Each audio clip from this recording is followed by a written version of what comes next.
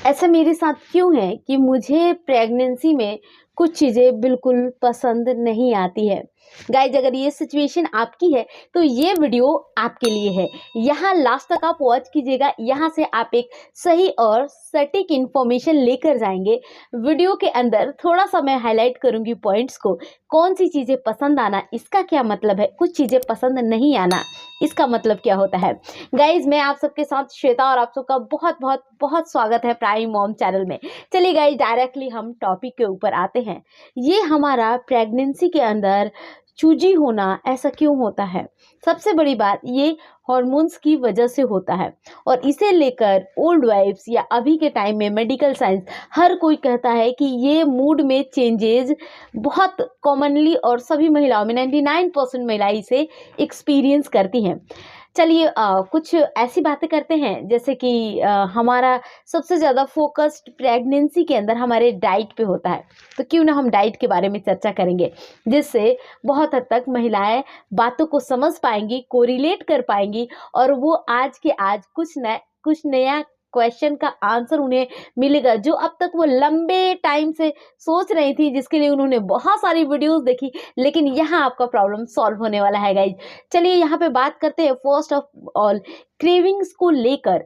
हमें प्रेगनेंसी के अंदर कुछ चीज़ें मीठी, कुछ खट्टी, कुछ नमकीन या कुछ तीखी, अलग अलग फूड आइटम्स को लेकर अपनी क्रेविंग शो करना। कभी कभार ऐसा सोच रहे कि नो, ये फूड आइटम मुझे बिल्कुल पसंद नहीं है। कुछ ऐसा लग रहा है नहीं, ये वाला मेरा फेवरेट अब हो चुका है प्रेगनेंसी के अंदर, तो इसे मैं खाना चाहती हूँ। ऐसा क्यों होता है? सीधी सी बात है, ना तो ये इसमें आपकी पर्सनल कोई मर्जी होती है, ना ही किसी के कहने के कारण आप कोई फूड आइटम खाना चाहते हो। ये डायरेक्टली आपके मूड के ऊपर डिपेंड करती है चीज़ें।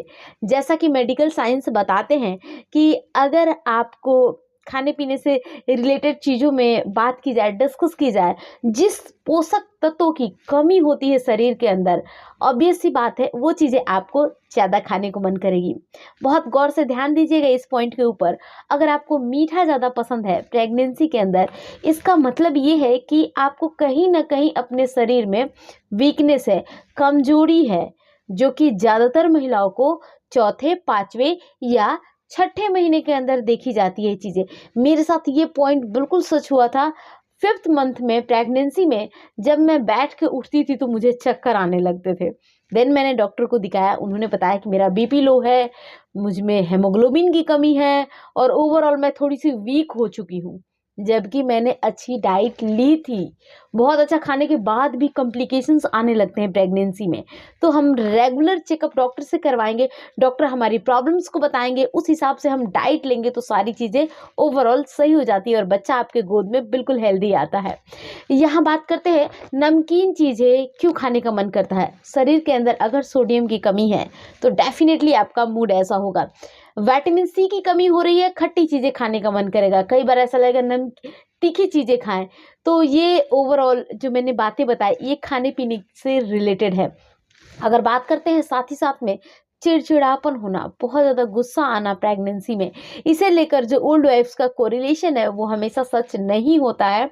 ये डायरेक्टली हमारे कह सकते हैं कि हार्मोन्स की वजह से होता है। बहुत ज़्यादा इरिटेशन होना चीज़ों में, उतराव चढ़ाव एस्ट्रोजन प्रोजेस्टेरॉन के लेवल में होती है, जिस वजह से हम इन डिफरेंट चीज़ों को एक्सपीरियंस कर पाते हैं। और कुछ पूछना चाहती हैं तो ज़रूर नीचे कमेंट कीजिएगा। मिलती हूँ कल की नई वीडियो में, तब तक के लिए bye bye and take care.